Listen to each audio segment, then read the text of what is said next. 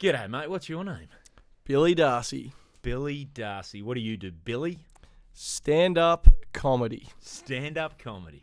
What a time to be alive.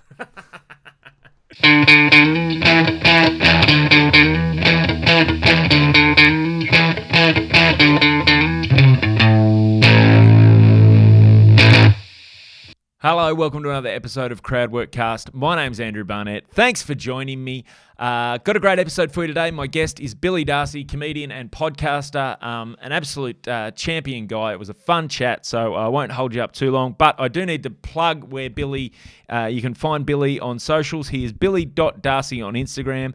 He's got a great podcast called Get Around Me with Billy Darcy. You can find that wherever you find your podcasts. He's got a great YouTube channel and a good Facebook page, so the details for all those are in the show notes, so please do go check Billy out. Now, importantly, Billy's podcast, he's doing a live recording of his podcast on December 2nd at Kinsella's in Sydney. So if you're in Sydney, check that out. All the ticketing info is in the bio of his Instagram, which is billy.darcy on Instagram. Go check Billy out. He's absolutely fantastic. It's a great podcast.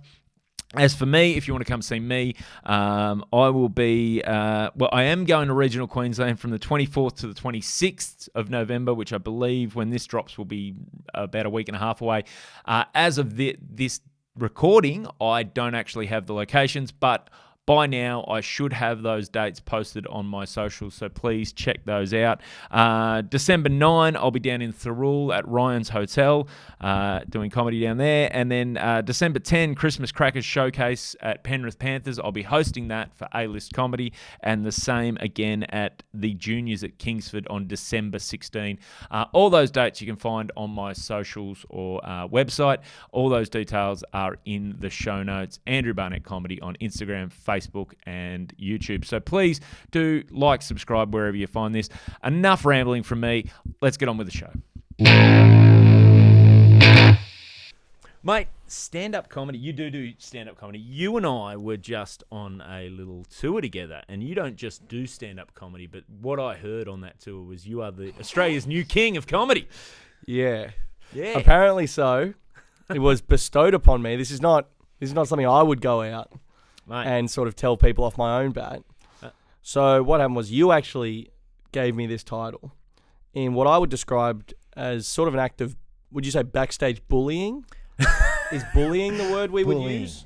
Mate, that's this generational thing where like just a simple bit of fun bands. No, I think is this now is bullying. Just senior comedian bullies the youngest bloke on tour. It's a tale as old as time. And you are, the baton has been passed. Mate, I don't bully younger comedians. I see that sort of stuff. I love doing that. Dude, I love it. I love it so much. But I would say I am very aware now, like, because when you're first starting out and you're not, like, it's sort of... No, you need to make sure the person you're doing it to. So basically, if you give someone like a dodgy intro backstage, as you did multiple times on this tour... I did not. Maybe, I would say half the time. But you got to make sure the person is chill enough to go with it. Because sometimes, have you ever picked on the wrong bloke and then they just have a panic attack out there? There was a comedian that and I won't name names, but a comedian early doors who I just sort of felt like you had a bit of a rapport with, and I used to just give a bit of, like, a bit of fun, bit of banter, not realising that they didn't, like, in their mind we weren't at that spot yet. Oh, and really? I remember that comedian. Did they bring it up? Yeah, I remember them saying to me at some stage, you know what, everyone thinks you're really nice, but you're kind of a cunt. Oh, really? Yeah. But, and since then, like, and it was, because my thing is, like, I'd only do that to an MC. Like, so the story is I did the back announce for you every night. So before the show, I'd get on the back announce mic, ladies and gentlemen, welcome to the Sydney Comedy Festival Showcase Tour. Please welcome to the stage your MC, Billy Darcy. Beautiful. Or some variant of that. Yep. Now, first couple of nights even, I was not going to mess with you because you were... Let's get things rolling first. Yeah. Well, also, you'd said to me, like, that was your first one doing it for that showcase tour. You would have freaked me out if you did the first night. That's what I. Yeah. I knew you were kind of just wanted. I won't say you were nervous, but you just wanted to nail it. I was nervous, but yeah, it was my first time hosting the showcases in like these theatre settings. Yeah, I've hosted big shows before, but they were unis. Yeah, and like unis are kind of my crowd, so it's not as intimidating. So this is my first. So I did want to nail the first one. Yeah, especially. But by the third night, the wheels were off. Yes. Well, that was the thing. I wouldn't have done it to you if I thought you weren't going to handle it. Like, I love doing that more with comedians. One, you got to be mates with them. Yep. And it's got to be a fun joke for the two of you. And also, you got to be confident that no matter what you say at that start point, you're not going to throw them to where they can't recover their set. Yeah, 100%. Which is where I was with you. Like, by then, I'm like, yeah, Billy's got this. He's nailing these. One of my favourite ones you did, I think it was the second half of one of the Byron shows. Yep. You go, ladies and gentlemen, comedy is about to be changed forever. Welcome to the stage, Billy Darcy. That's also one of my favourite little things. Like, mate, that's the night comedy changed forever. Yeah. Like, I'll often find I've got an app in my phone called Time Hop. Oh, yeah. Which I think I was showing you on the bus. I love it because it just shows you any given day, these are the photos you took on that day, like 1 year ago, 2 years ago, whatever. And often you'll just go, a gig you haven't thought of or a comedian you haven't seen in forever, just pop up, you guys doing a gig. And one of my favourite things to do is just go, grab that, say, photo of, me and fucking Wolfie when we were open micers. And just send it, hey, mate, remember the night comedy changed forever? 8 years. I might steal that, to be honest. It's so fun. That is hilarious. And it's such a good way to an excuse to send a message to a comedian you haven't seen in ages or you guys haven't chatted. It's just, I love that stuff. I love all that fun all backstage banter. But you're right, you got to pick the right people. Oh, yeah, 100%. I like to, because I do MC a lot, one of my things, and again, pick your targets. But with my mates, I like to go up to them and just pretend I don't know how to pronounce their surname. So like Nat DeVita, I'm mates with Nat. I went up to him at Magic Mike one night. I go, hey Nat, sorry, just quickly, mate, is it Damina? And he's like, are you fucking serious? And like, it will rattle them sometimes. Like that's one of the names though. Nat's got one of those surnames where I guarantee that's been mispronounced a million times, which is why it's so perfect that you're doing it, a mate of his. Yeah. It's so good, dude. Oh, that's great. But the only thing, mate, the back announcing, we had some laughs there. Yep. There was one moment where the day the laughter stopped. The Tweed Heads second half. I stand by this. I stand by it. They were wrong. We were right. Do you know what? So, I think when I walked out to say the joke we had come up with, I think I knew what was going to happen. But so what happened was, this was the day the Queen died. Yes. I'm hosting Tweed Heads showcase. Yep. You're there, and you're like, mate, we got to talk about the Queen. Yeah.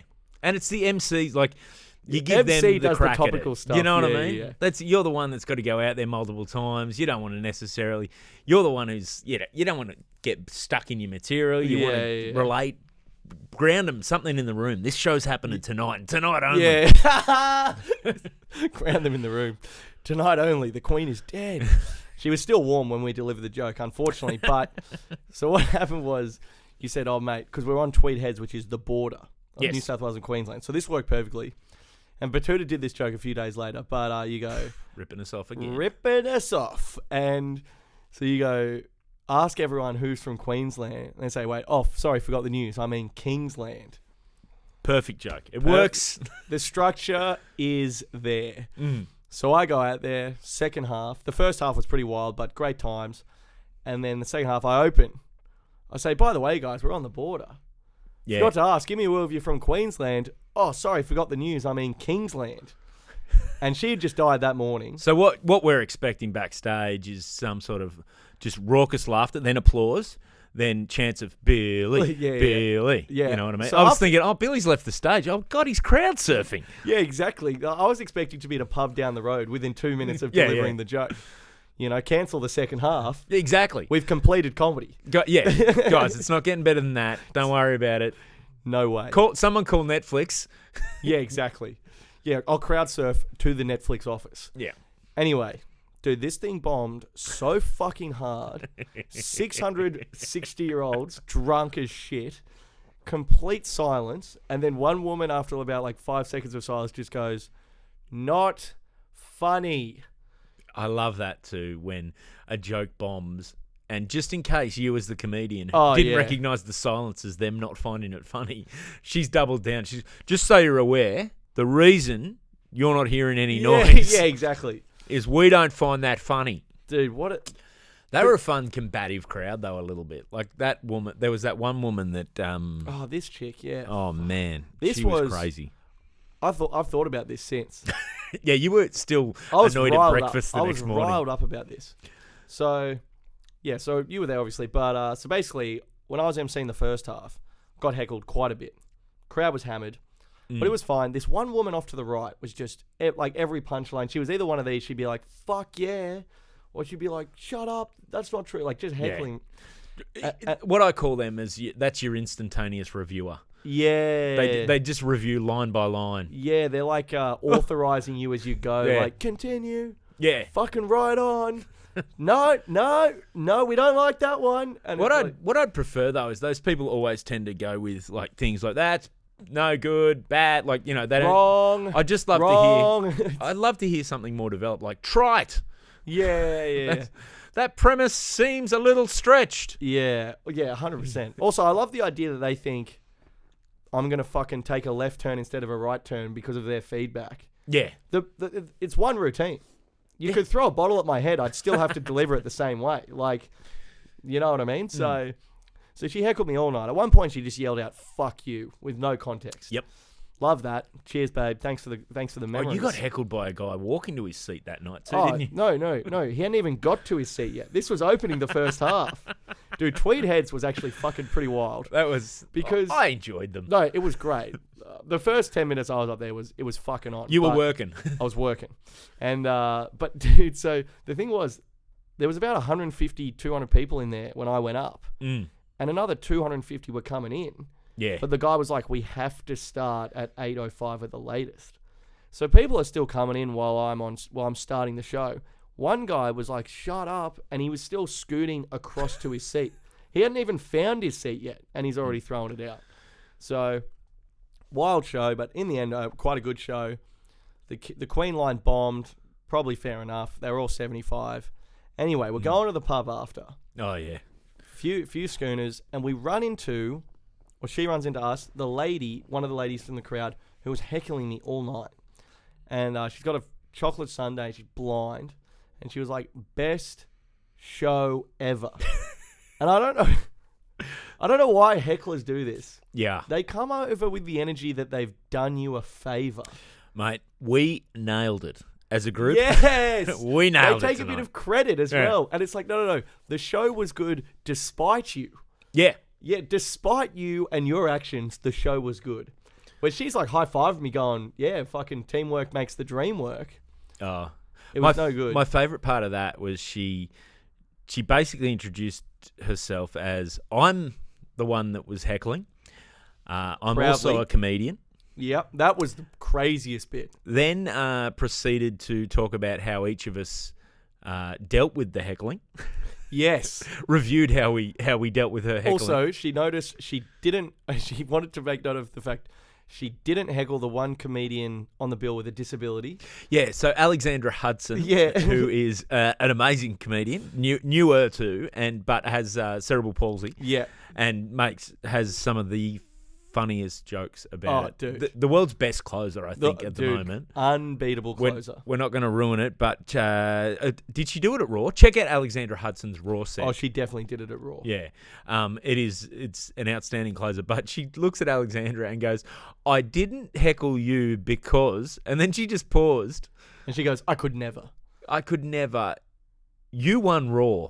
And Alexandra did not believe her at all. Yeah. It was like, she was like, "I didn't heckle you because..." You could see her brain just looking for anything besides the word "because you're disabled." Yeah. She's like, "Oh, you won Raw." And it's like, oh, so Raw winners are exempt from fuckwits, are they? Yeah. Fair enough. I didn't place, so I guess I deserved what I got. Like, Yeah. Unofficial fourth, babe. How about a bit of respect? Mate, at least you made the national final. Did you not? No, I got knocked out I got Heggied. Oh. I was the year at Luke Heggie smoked us all in the New South Wales final, then went on to smoke everyone in the Yeah. Well, at least he went on to have a great career. Yeah. Like, imagine if he was the reason you missed out, and then he just never did comedy again. Well, you know who came runner up that year too? Ronnie Chang. Ronnie Chang. Whoa, Not a bad 1 and 2 to kick off. So what happened to the winner of your year? Zach Dyer won my year. He's the bloke He's with the around. mullet from Melbourne. He's still around. I can't think who came second. Maybe Oliver Twist came second. He's still around too. He's still around. He's doing like one-man shows and stuff now. Oh, really? Yeah, but then I think apart from that, a couple are still around, but most people, I don't think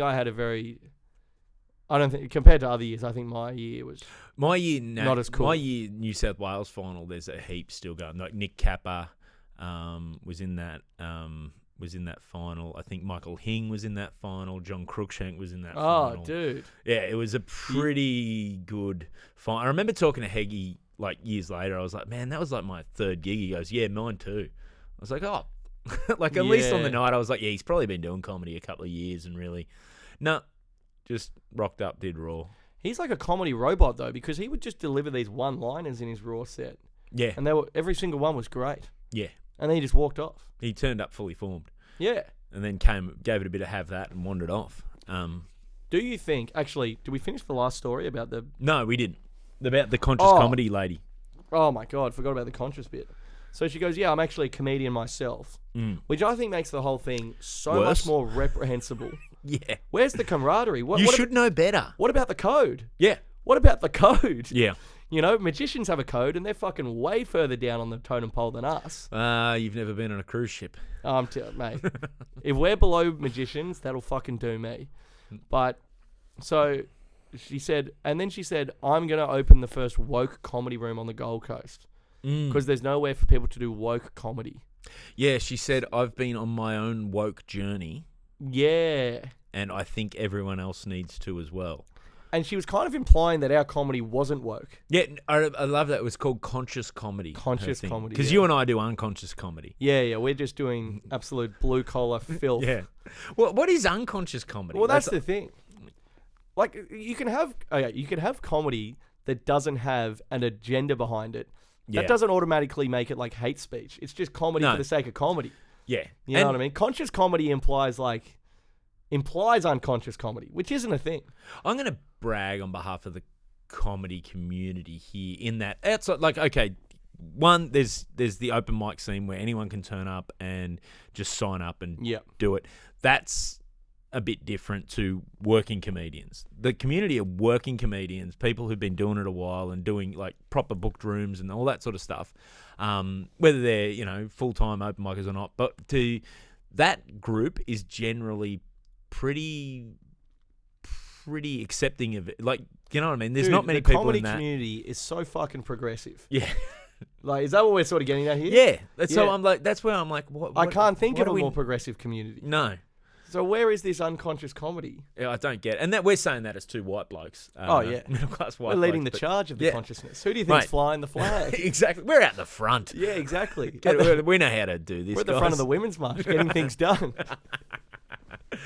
Oh man. So now the next thing I want to talk to you about happened actually later that night. Leads us into our next topic. So we went from there. We went to the pub. Yep. We were sitting at the pub. We were having a chat. All having a real good just comedy nerd out and silently fuming about the lady who'd stopped us with the Sunday. But then we were joined by one of your podcast fans. Give your podcast a plug, and I've got questions. Okay. This feels like a bit of an ambush, but it's called Get Around Me. Get Around Me. Get Around Me. The word me is pretty explicit there because it's a solo podcast traditionally. Yep.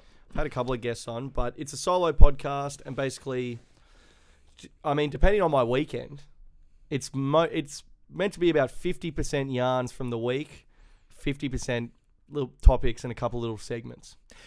Now, this is what I want to ask you. Are you a psychopath that you can talk on your own for 45 minutes. That is the most. I say that psychopath is in an admirable way. That is the hardest skill. Like, I struggle to get my words out when I'm talking to someone on this. Yeah, to be honest, it is. I learned it is its own thing. Yeah, 100%. But the reason I started the solo podcast is because I live out in Manly, and I knew most comedians don't even drive. Yeah. So I knew no one would want to come and do it. Which is the reason we're doing this in the A-list entertainment offices rather than at my house, mate. Petersham. Beautiful. Yeah. And I don't want to... It's a bit like Joe Rogan. You don't want to give away the location. No. We're in the bunker. We're in the bunker. The A-list bunker. We're drinking Artie's beers. I can say that because Artie will never, ever listen to this. Yeah. Artie Lang, head of A-list. But Karen said I could, so... Beautiful. All above board. So, I did the solo podcast for that reason. And it ended up being a bit of a blessing in disguise because all through COVID, my podcast gave me something to do during the week, and beautiful. It never stopped. Yeah. And it is its own thing doing it by yourself. It's kind of like, sometimes it feels more like a presentation than a podcast, like as I'm doing it, but I try to make it feel conversational, but it is its own skill. Like the first 50 episodes, I just took off. I'm up to episode 200 now. Yeah. But the first 50 episodes, they were crap. Like, in hindsight. Like, at the time, it was the best I can do. Yeah. But, it definitely is its own thing. Took a while. It's an amazing skill. Like, I have just been doing these, I've just started doing these little short social media clips. Yeah. And just me talking to the camera for on topics. They're called Barneypedias. Yeah, you were telling me about them. Yeah, people send a question and I just make up a random answer. But even that, like I'm just started doing them, so I'm not honed yet. But even that, I'm like doing 4 and 5 takes, and that's like I literally try and keep them under 50 seconds. But surely, doesn't your Fox Sports stuff come into it? Yeah, it does. But the Fox Sports stuff was that teleprompter, or how does that work? So when we used to do not the NRL news on the Matty Johns show, we'd often be on teleprompter. The last year, I'm just trying to think if we did in the second last year, we didn't have teleprompter. We just have sort of script and bounce a bit more. Teleprompter is its own skill too. Like when you learn to read a teleprompter, like when I first thing I started doing on air there was the NRL stores. Yep. And so that'd all be in teleprompter, but that suits the stock because it was like infomercial style. Yeah. The reading sort of stilted thing suited that. Yeah. Yeah, exactly. Yeah. But where teleprompter it's a double-edged sword in the sense that, like, yes, it's there, but sometimes if you sort of go slightly off the script, and you've got a teleprompter. Now you're out to lunch. Yeah, and they just start. You just see the teleprompter. They go looking for it in the script, and you just see the auto cue just scrolling, and you just like, and especially on Matty Johns, we're on live TV. Yeah. You're just like looking there, and you've got your little script down, and you just sort of glance down, and there was a couple of times and I can't remember. There was at least once I remember where James actually just went, and if you could scroll back, please, auto cue operator. And that is hilarious. Called it out on it because we were just both like just watching this script, and it was like we were like 1.5 gags into like sort of maybe 45 seconds into an 8-minute segment, and you're just like, man, this is we need to get this back on track. Well, that's a good way to handle it. Yeah. Did you ever like? What does it feel like when you're on live TV? I've never been on live TV. Did you have any stuff ups? Yeah, probably. But I'm trying to think. There's nothing that I just flub a few words. Yeah. Now that I can remember, but it's one of those things where it's like when you walk on stage doing stand up. It forces you so much into that moment right here, right now. This is what we're doing. This is what's happening. Yeah. That you get that nice little adrenaline spike. Yep. And you just... Oh, yeah, baby. Yeah. And that's what it's all about. That's exactly it. And yeah. So I'd be exhausted. Like those... When we were doing those Sundays, the Sunday nights at Matty Johns, we'd get in for the show that'd go to air at 6:30 that'd start at 6:30ish after the game. We would have been in from maybe 9 a.m. So really? Write Because you got to write on the games that afternoon, do you? Or yeah, and from what's happened on the Saturday, and then so we'd write the gags, cut the tape pieces, put everything together, write the script for ourselves, get it in the auto cue. Like we'd basically do that all. And there were days where, like, because you do a full football season, at this stage we were doing the Friday night show as well. So that was basically written by myself, James, and occasionally, like at different points we had other people helping write, sort of ladder. Like Nick Ratto came on and wrote on the last season of Late Hit for a bit. Ray Badrin spent some time helping write. Taunts did some time with us. So that was, but and then before that we had a producer who was, the producers, like our first producer, Greg, was an amazing, like you knew that if you could get Greg to take his glasses off giggling and wipe his eyes. That was killing. That was a good gag. Yeah. And Johnny, who was our second producer, was good too. And they just chip in with stuff. And Johnny was real good at the cutting, especially too. And so was Greg. They both were great. But it was basically we'd get, for a lot of it that time, it was most of the writing. We'd have a meeting on the Wednesday. People would put in ideas, and then we'd flesh it out. And most of the writing was maybe 3 or 4 people were working on an entire show. So by the Sunday, James and I had already done the Friday show about that week's rugby league. And then all day Sunday. So then we'd have Saturday off, and you'd wake up Saturday feeling like you were hungover, even though you'd had one mid-strength beer before you drove home at the end of the day. Yeah. And then, Sunday morning you go in, and there was a couple of Sundays where I remember James just looking at me across the desk in our office, and he just looks at me and goes, "All right, it's 1 p.m. and we have no jokes." It's like, yep. Yeah, no, couldn't agree more. Especially too, once you get on that time crunch, you have an idea and you lose faith in it so quickly that you'd throw it out. And there were days where we had like 8 ideas, but never locked in on any of them, so we just threw them away. And so but then you'd get that adrenaline peak from live TV, and I'd go home and I'd be more awake than I'd been all weekend. Yeah, that's the thing, isn't it? Mm. Anyway, I'm supposed to be talking to you about your stuff. No, mate, it's great. Welcome to Get Around Me with Billy Darcy. Today we have Andrew Barnett on, talking all things Fox Sports. What a time. Dude, I wish you still had that cricket show, because that was my dream gig. Oh, mate, that cricket show I was like, fuck it, oath. Maybe next summer or something, I'll bloody slide in here with Barney. Mate, that was my dream gig. Taunts met Warney, and I was like, oh my God, this is going nuts. Yes, it was... Mate, Warney was great on those shows. Yeah, I mean, you're obviously a cricket nut. I'm a cricket nut. That was my dream gig too. Mate, we'll hopefully get something back somewhere, some stage. Oh yeah. And if we do, you know what? Tune in. No, mate. So, but you are actually. Let's talk cricket, because you are one of those. Because it's funny in the comedy community, especially. There's some cricket lovers. There's some cricket lovers, and you sort of tend to end up seeking each other out. It's like, how they say, like, drug users can always find other drug users. Yeah. That's how cricket fans are. Yeah, 100%. In the comedy community, you sort of end up finding each other. So what is did you just grow up playing, like, what's your background? Well, my dad froths it. Yeah? Absolutely loves it. Like, so...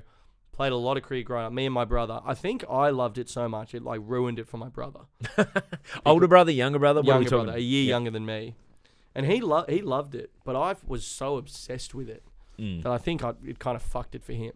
So you batter, bowler, what are we talking? I would open the batting and bowl leg spin. Oh my God. Yeah, because Warney's my guy. I bowled leg spin because of Warney. And also I was very, very small until I hit puberty at like 23. Like, yeah, I was not. Next year, great. Yeah. So looking forward to it. Yeah. But I was like tiny until like year 12. So when I was like 14, 15, I was 5'2" or something. So it wasn't really on the cards for me to be a fast bowler. And but then I ended up, when I was about 16, 17, probably 16, the leg spin had to go as well. Because I just wasn't that good. Yeah, just a pure batsman. Yeah. What we'd call these days a part timer with the bowling, like, you know what I mean? It's day 4 of a test. Oh, not even that, mate. Like, the frontline guys are dead. No, we're just going to get through these overs. Throw it to Marnus Labuschagne or one of those guys. Yeah, sort of that style of spin. No, not even that. Beyond the pale. Like when I gave it up, I gave it up. Like I didn't even bowl in the nets. Oh wow. Yeah, like I was. Oh, you were one of those batters. Yeah, I would just hit balls hours and also like because I was like guess good banter, but also like not the best outfielder. Like my arm was pretty average, and I was kind of good at catching, so I would stand at first slip all day and open the batting, mate. Or I would field guy. I would field a gully and first slip for the spinners, and then later on like first second slip, and I was just in heaven. I didn't want to bowl. Mate. You know what I mean? If I was at fucking deep point, I reckon I'd be bowling a little bit more at training. Yeah. Because I was in the slips all day. Because no one else wanted to go in the slips. It was great. I used to love the slips. So I never got a chance because I was a bowler.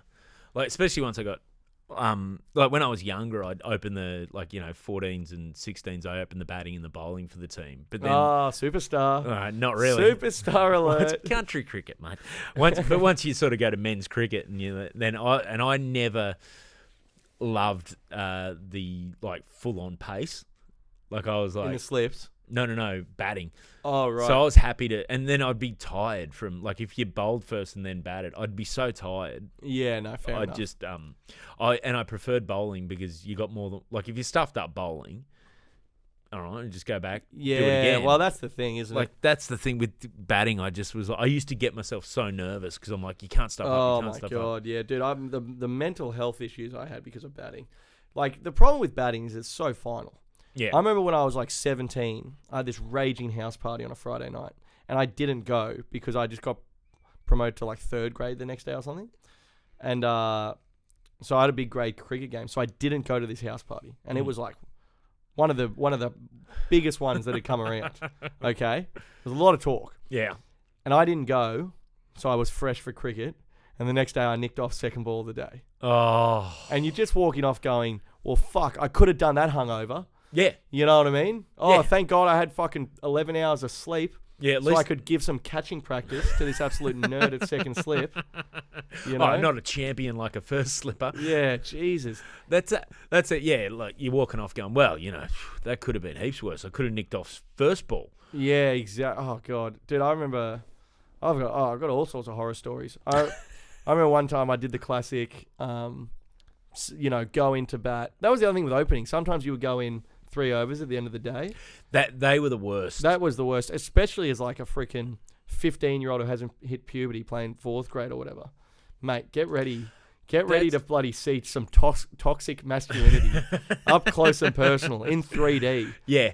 I often wonder when people talk about toxic masculinity and they've seen it, I was like, have you played men's sport as a teenage boy? Oh, because, dude. Mate, I remember when I first season I started playing men's cricket, I got a new cricket bat for Christmas. Oh, yeah. I loved it. The long grey, you remember the old grey Nick ones? Yeah. Nice long one pocket at the end. It was my pride and joy. I loved it, right? Yep. Could finally fit everything in there. It was a proper cricket bag. Yep. Anyway, so first I was playing a game out at Wangaratta, and I used to have to get a lift with sort of the men. Blokes who could drive. Blokes who could drive would give you a lift if you were a kid. So I would have been 14, 15 or whatever. So I've thrown. He goes, yeah, throw this guy. I didn't really know him well. First, he just goes, yeah, throw it on the back seat. So throw it on the back seat, and on the drive over, he's a smoker, so he's smoking in the car because it was the 90s, and that's what people did. Play on. Yeah, and he's ashing out the window. Oh no! Yeah, it's come back in, landed on my bag, and by the time we get to Wangaratta from Corowa, which is about a half-hour trip, there's about 3 little cigarette burn holes in my brand new cricket bag, and I was like, "Look," and he just goes, mate, it'll be right." Yeah, I was about to say. I wouldn't have said anything if I was you. I know. I just sort of said it out of shock, like, "Oh, what's that? What? Oh," and he's go, "Yeah, mate, it'll be right. Don't worry about it. Still works." Still works. And I'm just you go because I'm still a kid. I'm like, no, when you're a kid, you're Christmas. Like, it's fucked. This is. Yeah. You know what I mean? You can't comprehend that it's only a tiny hole. Yeah, and now I give you a weird back announce and I get accused of bullying. I mean, it's a different time. Welcome to 2022. I was going to say you've played grade cricket. You've been bullied way more than that. Oh, dude, so much. But I remember. I was going to say this happened to me a couple of times, like the classic last over the day. One time I freaking left a ball last over the day. Off stumps near the sight screen somewhere. Oh. And there's a photo of it as well. Because we're like the club photographer. And of course. There's a proper, like me, big leave. Yeah, nice. Good form. big leave, like big stride, and then the off stumps cartwheeling and stuff like that. It was like, because I played soccer growing up as well. Yeah. I always loved cricket so much more, but I wouldn't admit this until I was a bit older, but soccer is more fun and better for you, because just the disappointments and the lows of cricket, soccer can't compete. Well, cricket's also, as much as it's a team sport, it's a very individual sport. Yes. Do you know what I mean? Like you play as part of a team, but you perform as an individual. Like no one else is bowling that over with you. No one else is facing that delivery for you. Which is good and bad. Yeah. But there were times, I remember when I was heaps into it, there were times where me and my dad would go to the nets before school, like 3 mornings a week. Then you'd train like bloody 2-3 arvos a week for your teams. And then you'd just fucking nick off like second ball as an opener. Yeah. Playing against men, and you just be like, as a 15-year-old, you're like, Jesus Christ, I put in all that work. You know what I mean? But I have a sort of half a bit about this that I do on stage about how sport, I think we underestimate the importance of going through that sort of stuff in sport as a kid. Could not agree more. Because you're dealing with, okay, you've done all the preparation, you failed. What are you going to do? Well, you're going to play cricket again next week because that's what you do. Like, none of it's failure's not final. Yep, 100%. Success isn't final. You just keep going. And there's a lot of like cricket is like, I don't know. I feel like I'm starting to sound like my dad here, but but like he would always say cricket's the great leveler. It is, you know, because and it goes the opposite way. Like one week you hit 100, the next week I bloody stride out swinging the bat, thinking I'm fucking Ricky Ponting. Yeah, exactly. Guarantee you're not getting any runs that day. Mate. You know, you've tried to hit a massive cover drive early on.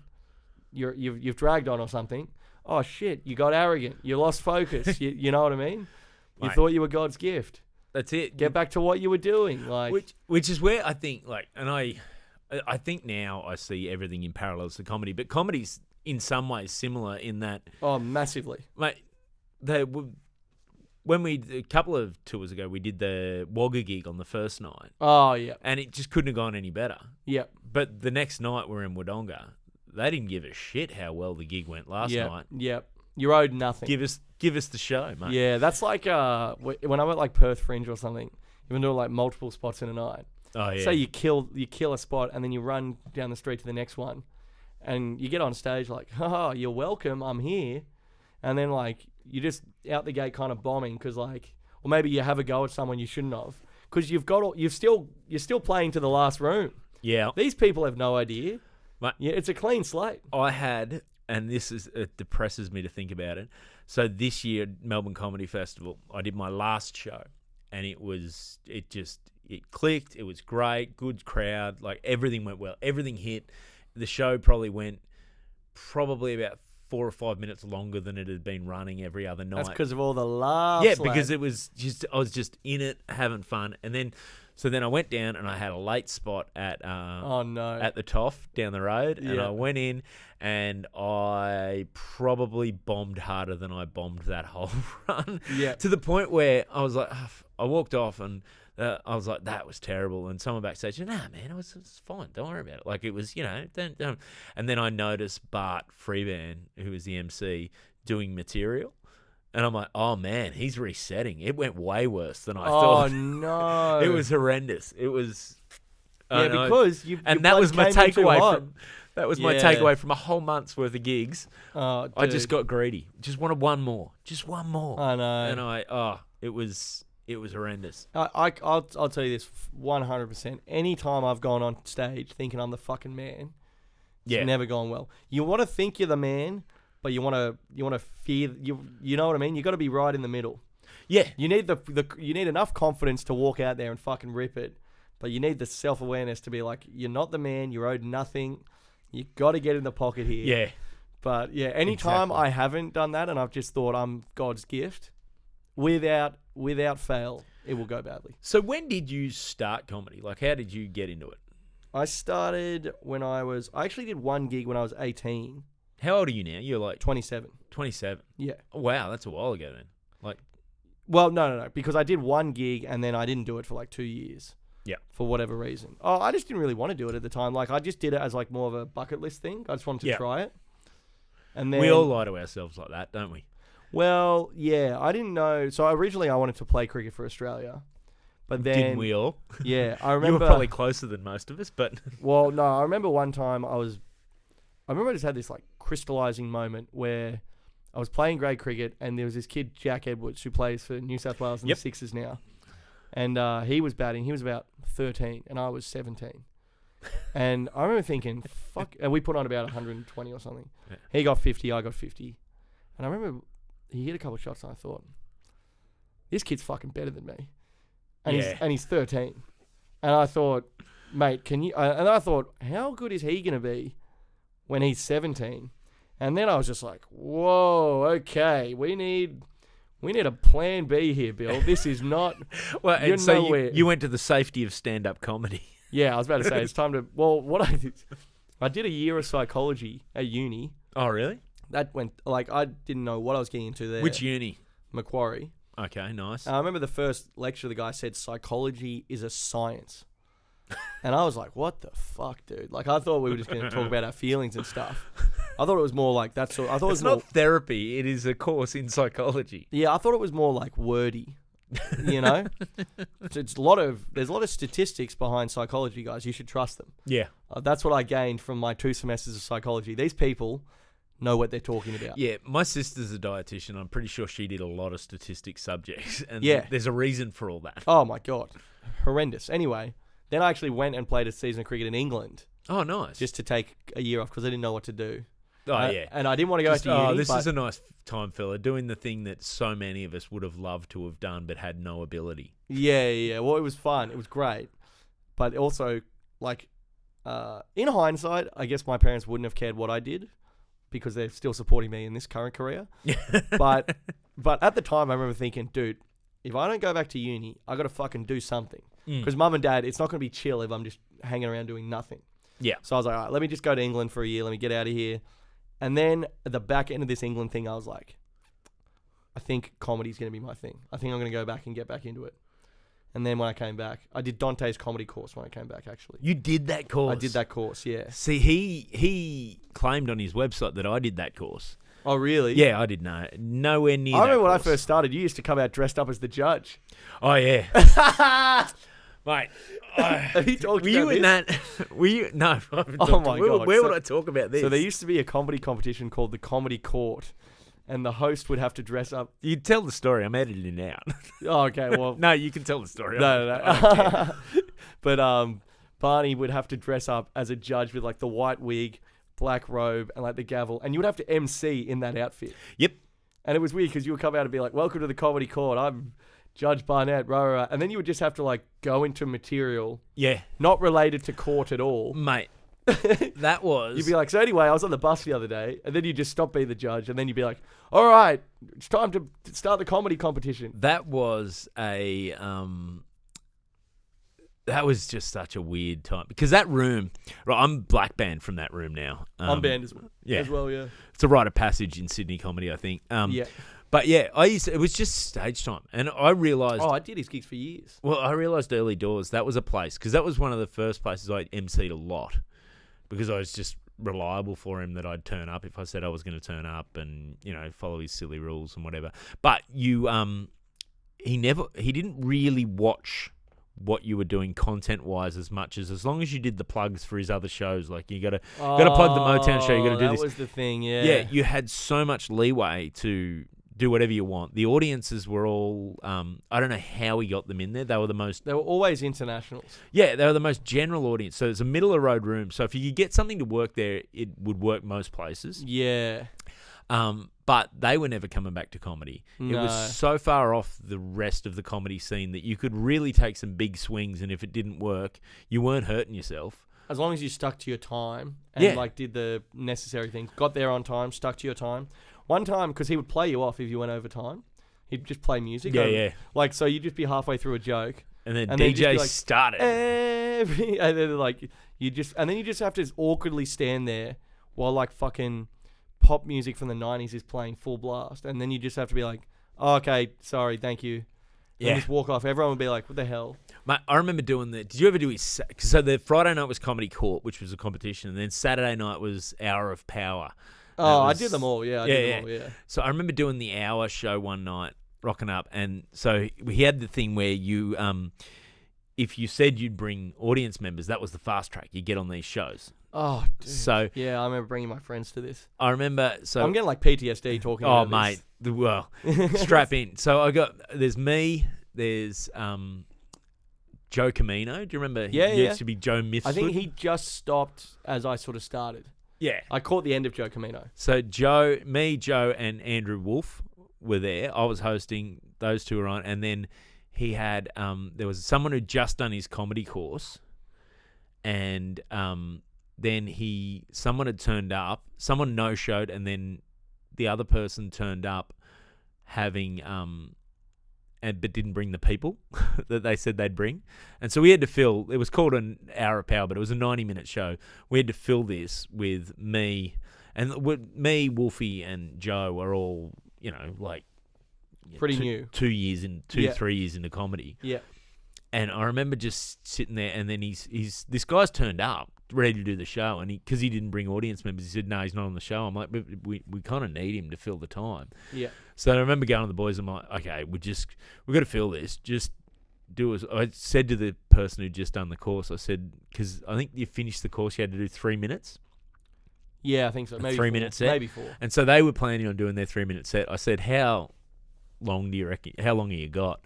He just go, I could probably stretch it to 4 if they're laughing.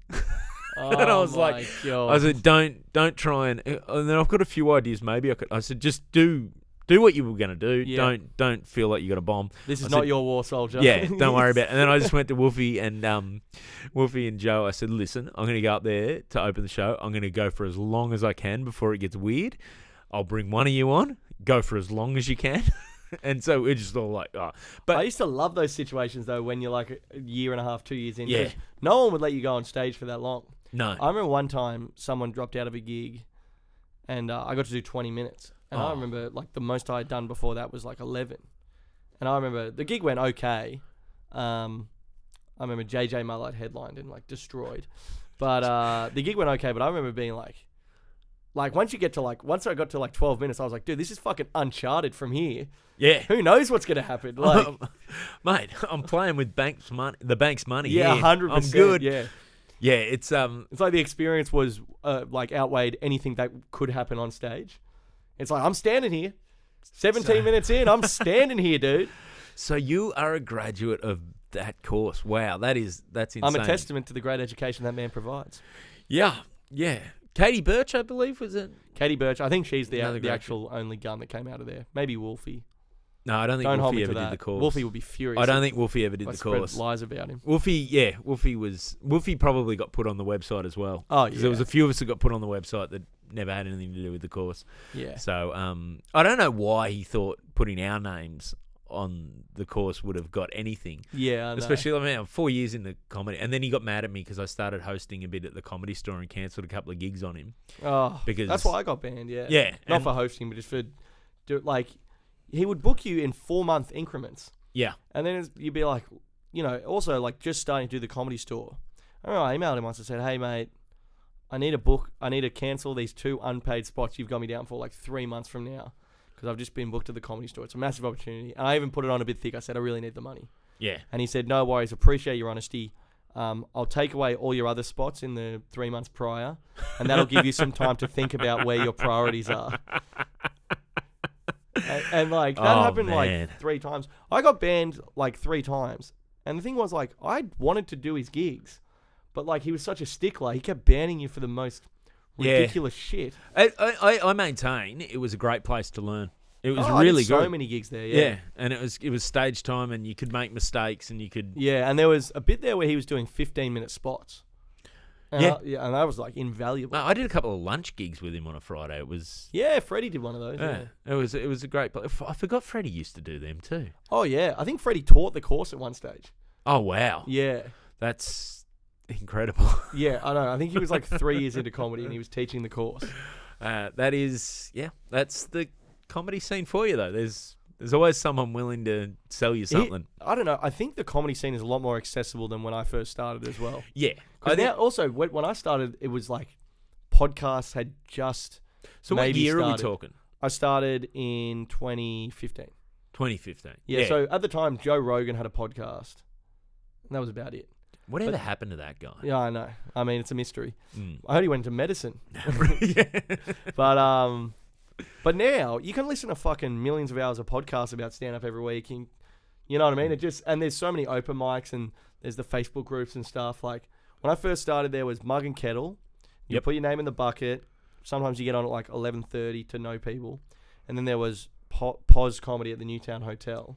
And that was 3 p.m. on a Monday. You had to refresh the Facebook page. Oh, wow. And comment like, it was like first in, best dressed. Looking back, the most fucking cruel sign-up thing ever. I'd be on the bus on the way home from uni, refreshing my fucking... Is this the psychology course still? No, I transferred to media in the end. Oh, nice. Yeah. Did you complete the degree? I did, yeah, but I didn't do it. Like, I got like a year... By the time I got like a year or two into media, I was all in on stand-up. Yeah. So then I just completed it and then just threw it in the bin, basically. Well, you're probably using some of the skills you learnt, though. Surely. I did a lot of radio stuff, so if I get any radio work... Well, your podcast is... Yeah, I guess, yeah. Probably applying those skills there. Yeah, 100%, yeah. Now, speaking of stand-up, I'm just looking at the clock. We do need to get you to your spot. Mate, thank you very much for doing this. Before you go, though, plug your podcast, plug your socials, plug everything else, and... Appreciate it. Thanks for having me. So my podcast is called Get Around Me, and it's a solo podcast with the occasional guest, mostly yarns from my weekend, and then a couple of segments, mostly ripping on celebrities. And what have they ever done to you, Billy? Oh, mate, plenty. And and then, yeah, it's just billy.darcy on Instagram, Billy Darcy Facebook, Billy Darcy YouTube. And that's it. Yeah, I got heaps of stand-up clips on my YouTube and Instagram and stuff, so check them out. That's that.